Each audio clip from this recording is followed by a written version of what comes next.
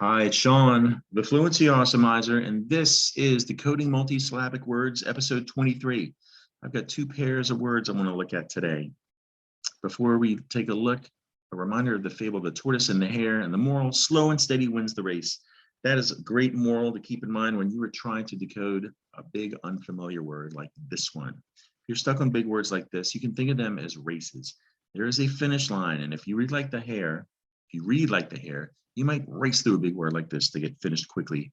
That's where mistakes can happen. But if you read like the tortoise and you take it slow and steady when you're trying to decode, that patience is really going to pay off. It's going to improve your reading. All right, so keep that in mind when you're stuck on big words. Let me show you some strategies that you can use when you are stuck, and read anything I show you out loud. What's this? What's this? All right, pretty similar words. Let's look at the first one. I like to break big words apart with my fingers. That's a favorite strategy of mine when I'm stuck. And there's per. That's an R-controlled sound. Per, purse, sim, mon. This is the word persimmon. And you may not be familiar with that word. It is a type of fruit. It's not very common. It looks like a tomato, but it's definitely orange as opposed to red. It comes originally from China, but it's here in America, and it grows on trees. And I can tell you, there's some in my neighborhood, and deer love persimmon trees and persimmons. Persimmon. All right, the second word starts with per again, the R-controlled sound. Perm, miss. You recognize that ending? This is the word permission. And you might think the root of permission is mission, but it's permit. Yeah, permit. That's an action word, a verb.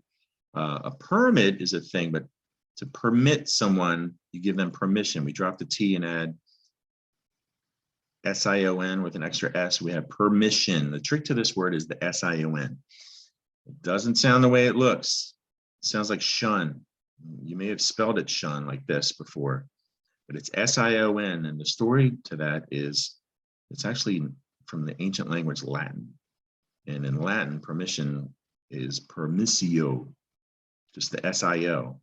And way back in history, when they were creating the English language, they thought, well, let's take the Latin permissio and add an N to it.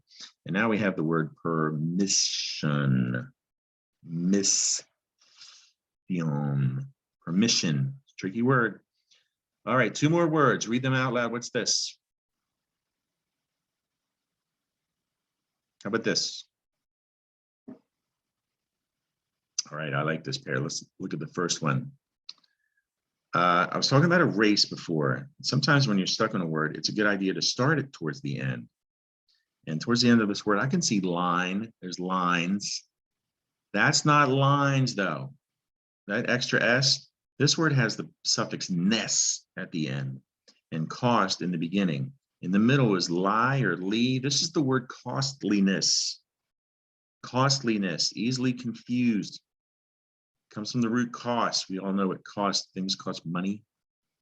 And if they're expensive, they're costly. That's a word that means expensive, adding that suffix ly. Now to get costliness, we're going to drop that y and add an I, then the suffix ness to get costliness. And it's easily confused with this word.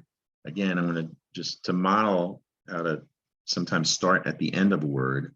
There's line towards the end of this word, and that's definitely lines. There's coast. This is the word coastlines.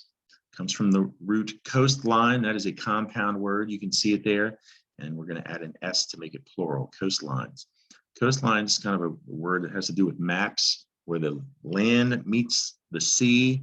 Those are coastlines. And there's a map of where I live. I live near the Chesapeake Bay in Maryland. Coastlines all over the place. That's it for today's lesson. Subscribe to my YouTube channel or follow me on Facebook for lots more helpful videos like this one. If you go to my Facebook page, my photos and my timeline photos album, there is a pile of great reading challenges like these that'll help you practice decoding and also awesomize your fluency. And to get to YouTube or Facebook, just search the Fluency Awesomizer and follow, like, or subscribe. Hope you enjoyed today's video. Come back and see me soon. Bye.